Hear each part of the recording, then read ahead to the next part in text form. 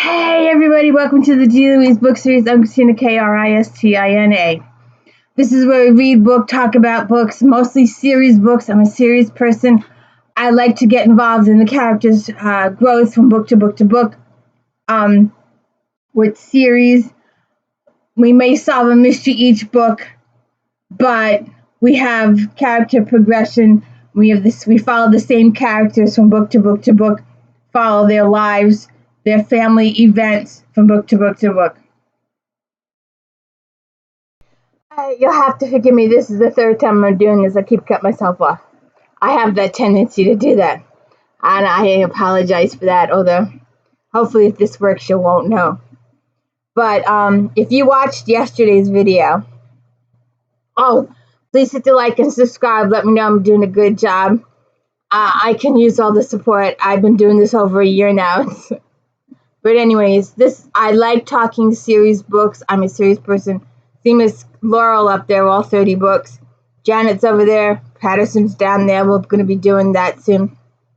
I want to get finished with my J.A. Jance. I want to finish with my J.D. Robb. I want to try and get some more Fortune done, more Janet DeLeon, and we'll get into the Women's Murder Club. And then we'll tackle some Cheryl and Kenyon.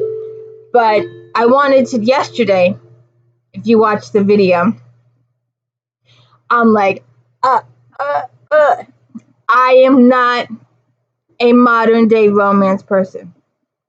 The book was really good, and I'm okay with sorry about that. Good grief, I'm yellow. If it's a vampire and there's romance, if it's Catherine Coulter, Sherlock, and Savick, and they're solving mysteries and there's romance, that's fine. Janet Ivanovich, Stephanie Plum, she's solving a case. Little Ranger Morelli romance. Regencies, the olden ones, that's good. Okay. I don't do modern day romances. I just don't. And if you check out my video from yesterday, I did this book, Book Lovers, Emily Henry, and I picked it up just for the title. I just figured maybe there was a mystery with the books or something. There wasn't. It was a really well-written, really fast-paced book, but it was a modern-day romance, and I couldn't take it. I just couldn't take it. I had to put it down. It was good. It was good, but I got through 12 chapters, and I was like, it's Hallmark movie all over it. Hallmark movie. Go do your Hallmark. Go do your feel-good seasonal pictures. Give me my J.D. Robb any day. I had to come back here. I was like, give me my J.D. Robb. Let me hurry up and read this. I need to get out of that other phase. So we are doing Leverage and Death, book 47. And like I said before, I'm an audio person. Future books, I do Audible because they're cheaper.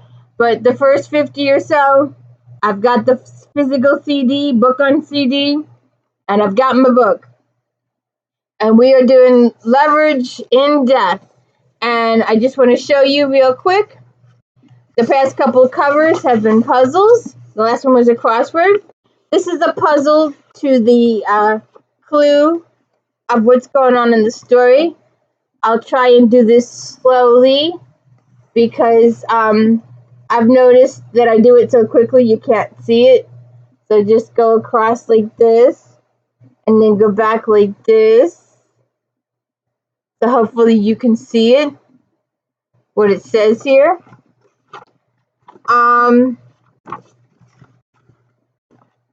Somewhere in this picture, a secret toll-free 1-800 number is revealed. When you have the phone number, call it and leave your first and last name and callback number. The correct call is chosen at random will win a $500 Visa gift card. And you must have called by 2018. So sorry, it's a little late. So, someone figures out quite quickly. And if you've noticed in all my reviews of all these books, the mystery is for you. The mystery is for you to solve. The whodunit is for you to read about. Me, on the other hand, I am going to spoil the characters of the yin yang. I am going to spill the tea on the characters 6 ways to Sunday. I love my Eve Dallas. She's lieutenant of the New York City Police and Security Department. Rourke is her husband. Peabody is her partner. McNabb is Peabody's cohab, and he's also a detective in the electronics division. And Feeney is her mentor or previous mentor, and he's now captain of EDD. Whitney is her boss. Mira is the department shrink. Nadine is a friend of hers who's also a reporter, who has also written books on Eve's cases, which have been made into movies, which have won. We'll talk about that in a minute. And she's got her own show now. This is now, news now, what's happening now in the crime world type situation. And Mavis Freestone is her friend. She's also a rock star. She's married to Leonardo, a fashion designer. And they have Bella, their daughter. And we will talk. Owen Somerset is the major domo for Rourke. He's been almost like a father figure to Rock all these years. It's like a Feeney's been a little bit of a father figure to Eve. And apparently, someone has decided that my glasses are really dirty. See if I can clean this. Oh, a little bit. But I wanted to. Someone has decided that they're gonna strap bombs on people, and then if you don't go into this building and do this, we're gonna kill your wife and children situation. And they're doing it. It's later revealed for money. But Eve says, how does blowing up a market executive, a meeting, a merger, and/or head of quantum lead to Fat City? Sounds like a Rourke question. Yes, it does. We shall go there. So they rescue the wife and child, but by that point, the business is kaboomed. And they interview several suspects. And there's another part here, first page of chapter 3. You can read it on your own. And people talked about it for months. It was so cute. But Eve didn't really want to talk about it. So Eve, let's see. Let me see who she's talking to here. I forget. I mean, I just love these books. She's talking with Peabody, and I'm going to bring this up again. So we have mentioned this previously, but Eve has yet to learn. Rourke has stocked her car order chef with food, or Somerset has. And her office auto chef is also stocked with food. But Eve has yet to learn this. She has learned that her car auto chef has coffee and hot chocolate, and maybe Pepsi, I'm not sure. And her office auto chef is for coffee only, so she thinks. She does not realize that Rourke has stocked, whoever has stocked it, the filling of the auto chef berries have filled it with other food, but she doesn't know this yet, and it drives you crazy. So they've been to the hospital. The building had been bombed, and they're interviewing some people at the hospital. And on the way out, Peabody says, could we maybe get food, any food whatsoever, from the Go place off the hospital lobby? You want hospital food? So hangs my desperation. Eve pulled out a couple of handful of credits. Get desperation food, meet me at the car. It would give her time to start reviewing her notes. Peabody hopped in the car, handed Eve a Go cup, soup, vegetable, beef. Eve took a sniff, then a swallow before she started a winding out of the underground lot. It smelled like pepper and tasted like spicy liquefied cardboard, heated to cautiously approach lukewarm. Beef of what? They didn't say, and I thought it wise not to ask. Peabody took a gulp, coughed a little. It's bad. I should have gone for the mini berry pies. They had mini berry pies, and you went for liquid mystery meat? And veg, Peabody choked down another swallow. I told myself to be an adult, to think of loose pants. It's gamey. There's a bit of gamey aftertaste. Gack. It could be rat, liquefied pepper rat. Eve shoved her cup in Peabody's hand. It's a hospital. Hospitals don't serve rat. And they get rid of the cups. So Then uh, uh, they're in the car and they're having some. They're talking about the case, even Peabody, and then Peabody brings up the point. McNabb and I are giving Rock 10,000 to invest for us. What? I asked Rook a while back and we're not there yet, but close. We're going to do 5 each and give it to Rook. The idea made Eve's stomach sink a little. That's a lot of scratch to gamble on detective salaries. We might want to buy a place one day, an apartment or even a townhouse. If you want to invest, who would you invest with? Rock, she admitted, since I know pretty much squat about investing. Exactly. He bought a farm, Eve muttered. He bought the farm? You're mixing up your idioms again. A farm. An actual farm. Somewhere in Nebraska. In the last book, I made some comment that turned into a challenge in his head. So he bought this shithole farm in bumfuck in my name. You're going to live on a farm in Nebraska? Jesus Christ, Peabody, did a slug of rat soup melt your brain? He's going to do something with it. Who knows? Make it something or other or sell it or something. It's a crap hole of a house with weird crap hole buildings on a bunch of scary empty land in the middle of nowhere, Nebraska. And you own it, technically, which bugged and baffled her, which she knew stood as reason number one he'd done it in the first damn place. What I'm saying is whatever he paid for this bullshit is a game to him. Even if he loses the challenge, he'll be, amused. But if you give him your money, it won't be a game to him. He'll be careful with it. I know. The idea's a little scary, but exciting too. And it wasn't rat soup. There's maybe a possibility a scant 10% it was squirrel. Ew. Really? So she calls Rourke and tells him some stuff, and she reports to Whitney, and she talks to Feeney. Let's get a little. I had the hiccups most of today. Did you know, instead of holding your breath, if you're not allergic to peanuts, a friend of mine told me this and it actually works. Sorry, who's here? Stick in a tire as large as you can handle, scoop of peanut butter in your mouth, and it cuts off the airflow, thereby cutting off the hiccups. It works. Who knew I went my whole life without knowing that little secret. But my friend of mine told me that, and it really works.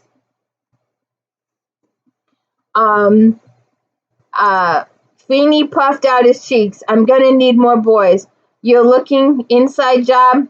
I'm just looking. I've got a briefing downstairs and Rourke's coming in. Not for EDD, she said quickly. I need somebody who knows what the fuck about business mergers.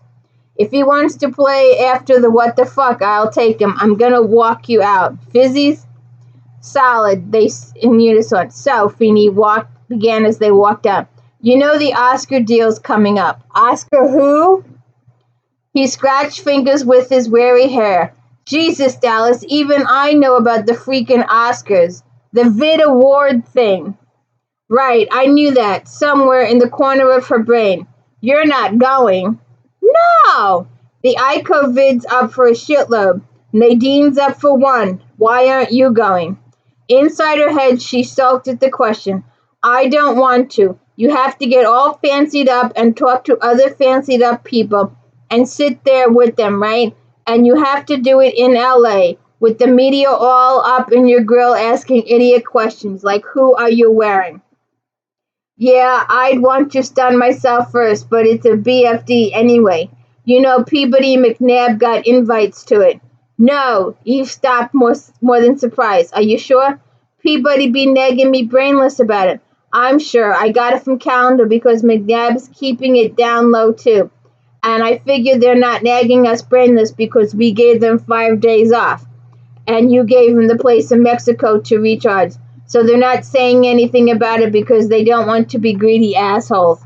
Okay. He sent her a basset hound look as he ordered up the fizzies at vending. It's a BFD, kid. Likely a once-in-a-lifetime BFD. I'd be willing to spring McNabb if you spring Peabody. We just caught a case with 12 Vicks. When is it? Sunday. The what? Like the next one coming? Yeah, like the next one coming, but Sunday. They could take the weekend, be back Monday if this is still going hot. Tuesday maybe if we nail it. Because it goes late, I guess. What I'm saying about the admin kid runs too. We gotta have a life. Don't say anything yet. Give it a day or two. Fine, she grumbled as she armed herself with fizzies. Now I've got to go ask Rock if I decide to spring her to provide transpo. You want to talk to Nadine about that. She's going for sure. She's probably got something lined up they could hitch to. Maybe shit. It's bad enough she did all this with Icove. Now she's got me reading the manuscript she's done for the Red Horse case. Yeah, how is it? Eve's shoulders sagged. It's fucking good. I hate it. I've gotta go. Oscar's my ass, she thought as she strode away. How was she supposed to think about the freaking Oscars when she had 12 dead in the morgue? And then the candy thief hits. And then uh she hides candy in her office. And my particular theory is, and you can take it with a grain of salt, you can have your own theory on this. I believe the candy thief is Nora. She's written herself into the story, and the candy thief is Nora. But Nora has said she will never reveal who the candy thief is. But that's just my little opinion that Nora is writing herself into the story as a joke on all of us. But who knows? But she talks to Baxter and Shuhart about the case, and they set up a conference room. They do more briefings and scenarios. But Rourke is there, and this is the point that I was making previously. That Eve doesn't know what's in her auto chef's car, home, wherever. Let's take it into my office where there's real coffee. Did you follow up your rodent soup with any actual food? He asked. I was going to, but the goddamn candy thief found my stash. Only in your world does candy qualify as actual food. You eat it, it tastes good. They passed through the bullpen and into her office where Rourke went to her auto chef and programmed 2 coffees and a cup of chicken soup. When did the chicken soup get in there? When someone who loves his pop decided she might eat actual food if it was handy. You might check your own AC menu occasionally. See? My point exactly. Then we have more interviews, more storyline. She talks with Mira, and then we talk with Nadine. Nadine wants a one-on-one. She wants details about the explosion. She wants details about the case. She's a reporter. However, Eve answers a couple of questions. Then she says, it's a touchy business. I've got something unrelated to ask you. Nadine's cat green eyes sharpened. So you get to ask me, but yeah, I get to ask you if I can spring Peabody and McNabb for this Hollywood thing. Can you fix it for them to go? Absolutely. It's already fixed. You and Rourke not going to do it. As much as the rest of us, as much as the fans want Eve to go to Hollywood to be there to get the credit, she won't. She was like, no, this is Nadine's night. She wrote the book. She did this. It's her night. But Mavis is also going to be performing, and I feel that Eve should be there to support. But I know the character's position is to stay home.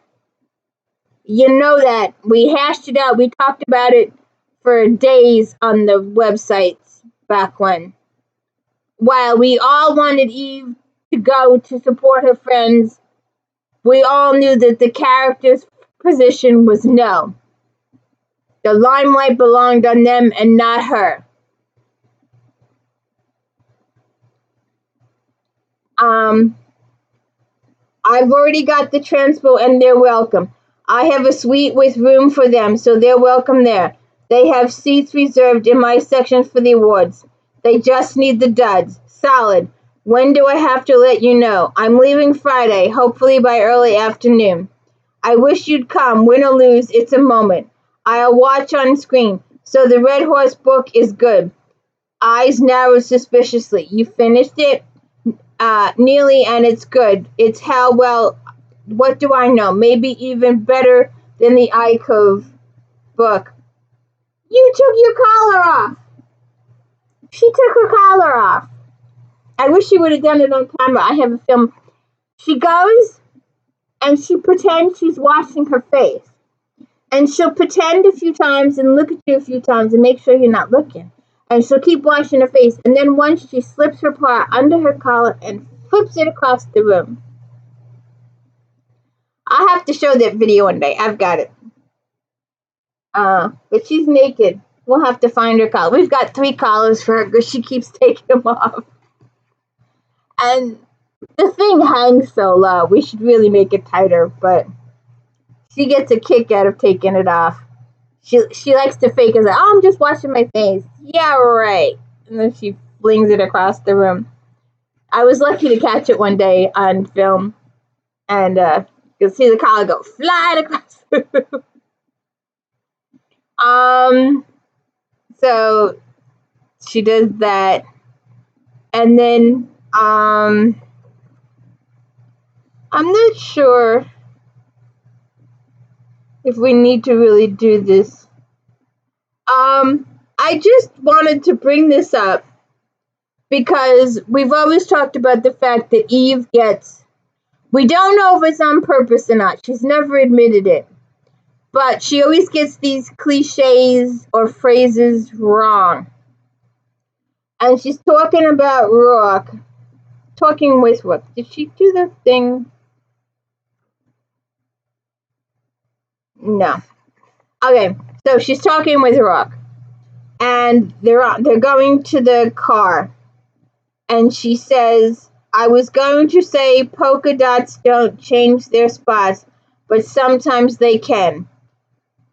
He stopped the car, leaned over to kiss her. Polka dots are spots. Until they get smeared and blend together, then they're blotches. That's true and confusing, he decided.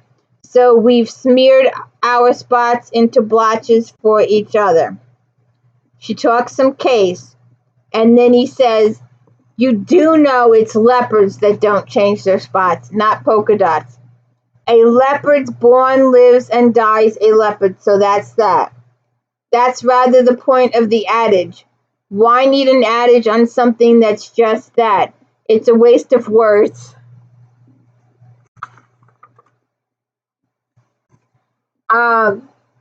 So Eve talks about the case with Rourke when they get home. And I wanted to see case they've got to be other ways to manipulate the market, less destructive and murderous ways. They weren't worried about the cops figuring out it wasn't Rogan, not willingly, but they wanted the initial impact and the panic and the results of both. Who died, how many, just luck of draw. 1, a dozen, 2 dozen, that's not the point, really. They wanted the results, risk-takers, gamblers. They wanted the results on the stock market. And that's what most of this book is about. Um, so they're sitting down. This is later. I don't want to spoil too much. Well, actually, I'm spoiling all the characters because I enjoy it so much. I love this book. I love these characters. She talks about uh, they're sitting down to a steak meal. I can't afford steak anymore. Every once in a while, if it goes on sale. Um, uh, she sat down to steak, tiny golden potatoes, tender spears of asparagus. After the first bite, she thought Rourke had been right again. It was a night for red meat. When you were still on my board, she began, you roped me into having dinner with you here. Steak. I remember, yes. That was the second time I'd ever had real steak. The cow deal. He broke a roll in two, handed her half. You never said when was the first. When I made lieutenant, Feeney took me out for a steak dinner. You get used to the fake stuff. You think, what's the big deal? She cut off a bite, studied it, ate it. Then you find out first steak, she asked him. I was 8 or about and stole one when I was rummaging in a big fancy part of Dublin. People will hide valuables in their coal boxes, as if any thief worthy of their name won't look there. And then she brings up the um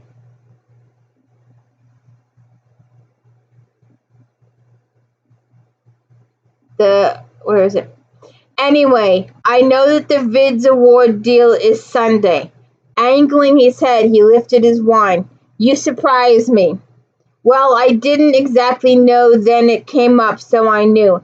And I know you like that sort of thing, but you have a case and it's not the sort of thing you like whatsoever.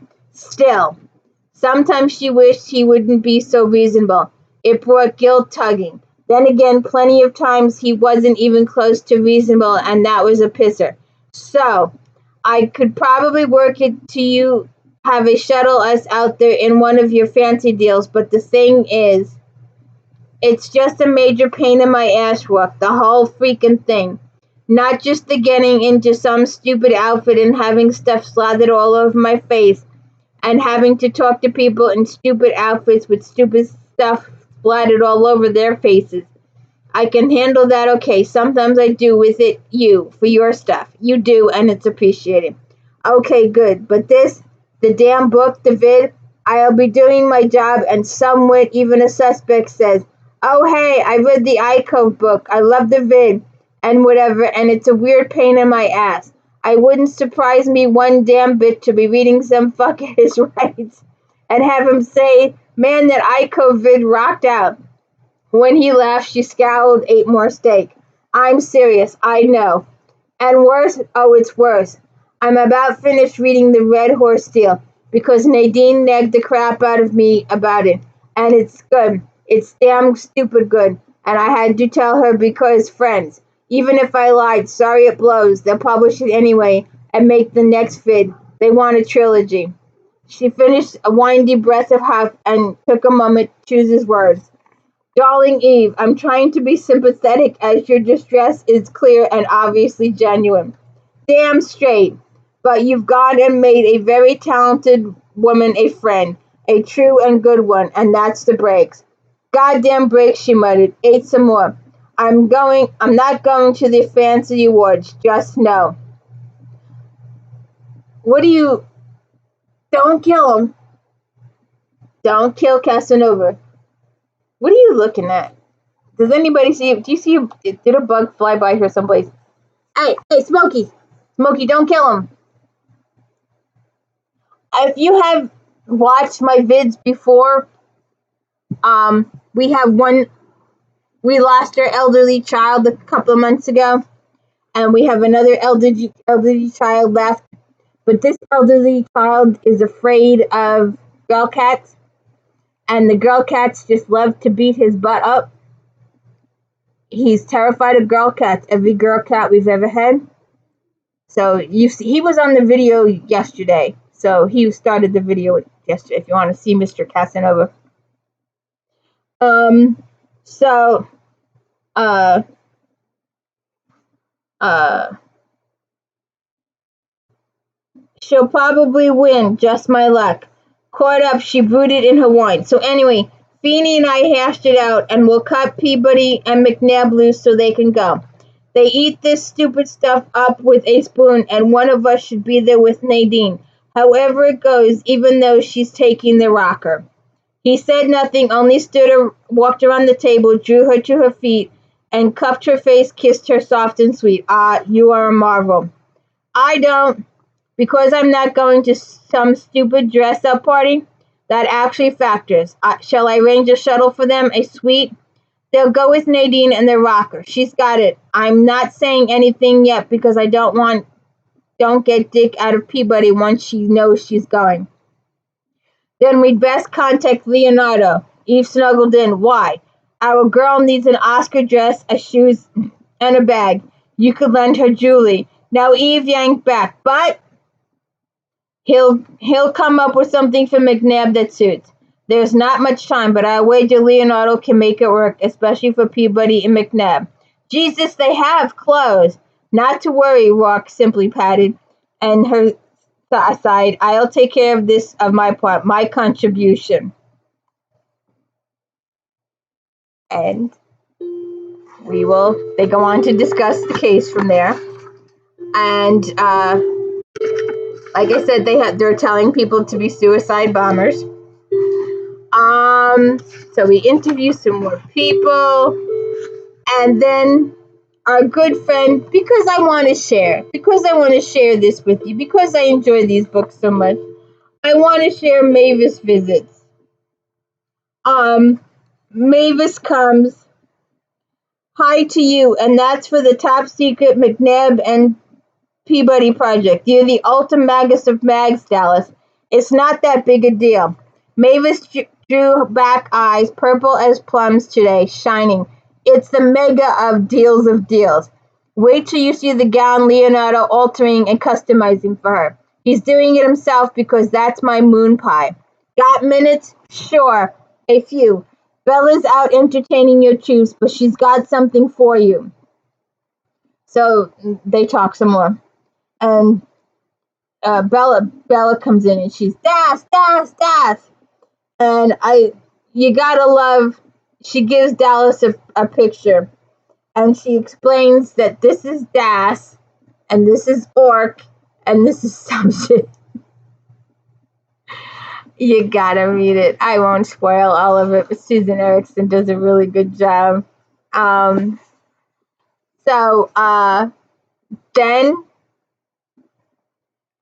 I think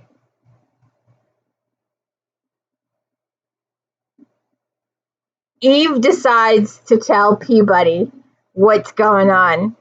And again, I just love the characters. I hope you're sticking with me for this.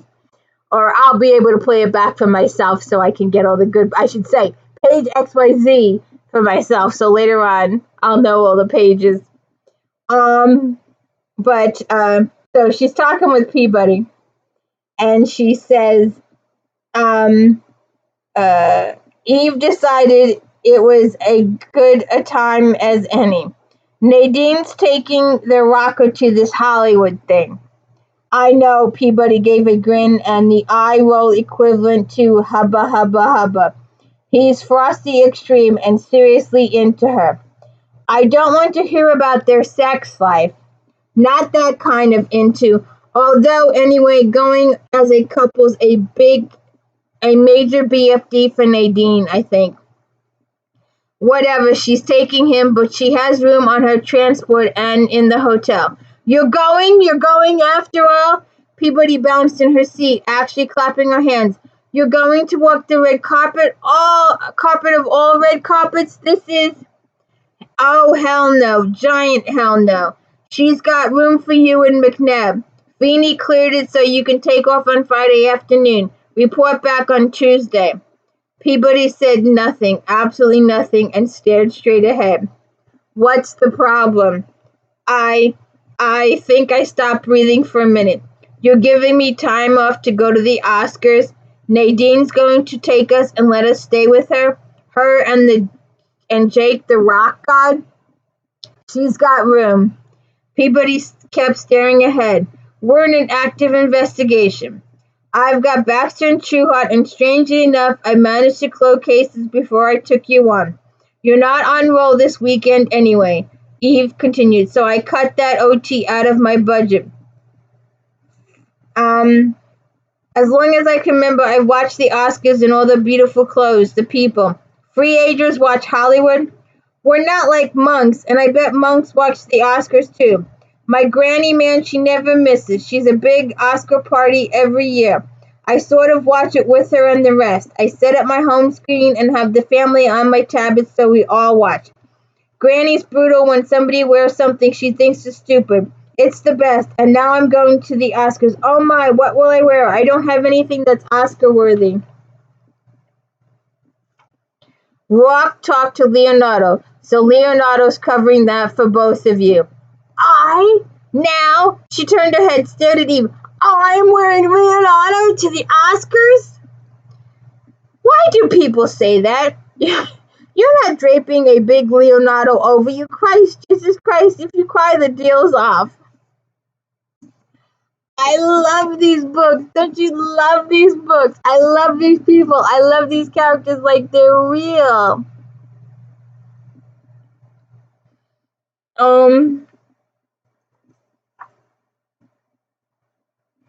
So they do all that. Let's see, so we do more cases, and Rock is covering for Peabody when she goes to the Oscars. I just want to see. Oh yeah, Peabody protests. It's you got the letters back and forth between Eve and Peabody are worth reading about. So then she's talking to Feeney. Rock's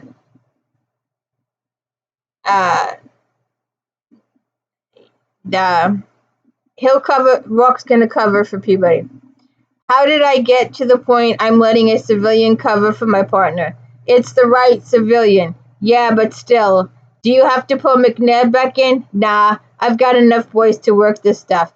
You can have Calendar if you need her, since she's got a good rhythm with you and the rest.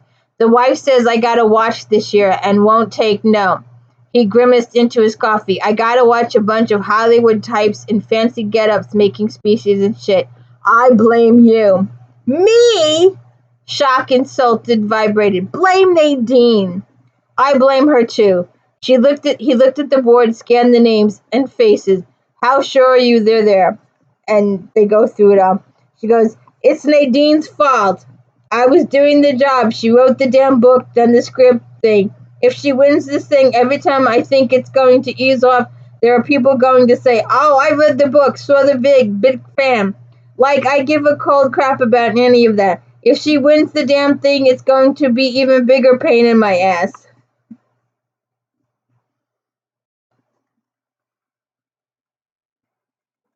So, we solved the case, and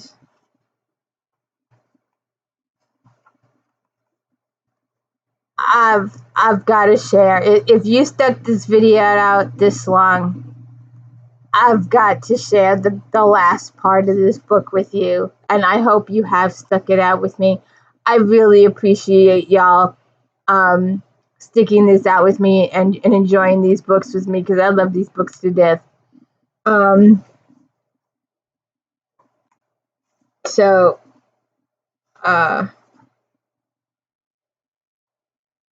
let's see. They're watching the red carpets, and they see Peabody. What? She looked up, focused on the screen. Peabody Jesus in some frothy pink, naturally numbered that barred good strong shoulders and sparkled in the sunlight. How come it's daytime? It's nighttime. Rotation of the planet, darling Eve. It's still about rotation. Right, she looks good. Her hair all fluffy and curly. Where the hell did she get those rocks she's wearing? On loan from you. McNabb looks good as well.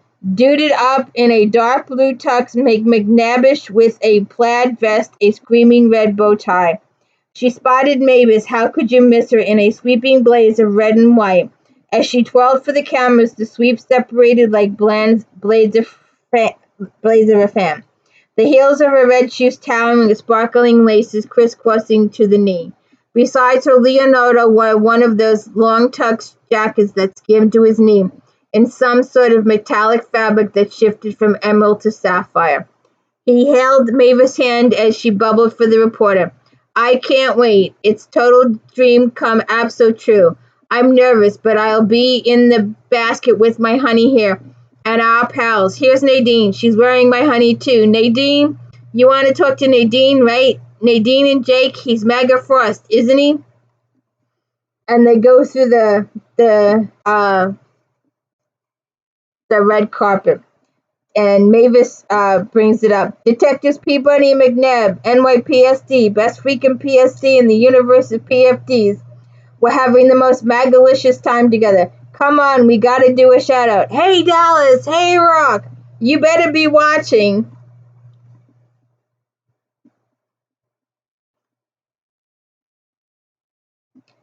Uh, uh, let's see. A very big moment. Here come the presenters. There are 6 in her category nominated. How do they? Shit, they said her name. There she is, Mavis back. That's good. And she's got everybody else right there. So she narrowed her eyes, studying Nadine as the other nominees came on adjoining squares. Looks calm, even though she's not. Get it over with. Why don't they stop talking and get it over with? And the Oscar goes to Nadine Frost, the iCove agenda. Holy shit, she won. This is a moment. Eve watched dumbstruck as Jake planted a big one on Nadine, as Mavis bounced and squealed, as Peabody actually jumped up to dance. And Nadine, elegant and sleek, handshaking some, walked to the stage, climbed the stairs, hugged 2 people that she probably didn't know, and clutched the statue. Oh, she managed. God, I wrote something in case and I left it in my purse, so here goes. Now we give a shout out, Dallas and Rourke on the red carpet. Here's another. You're the reason, both of you. But Dallas, as much as you're going to hate this being Dallas, this is as much yours as mine. I'm putting it in my place, but it's yours too. I'm sharing this amazing award with the smartest, bravest, most dedicated cop and frustrating person I know.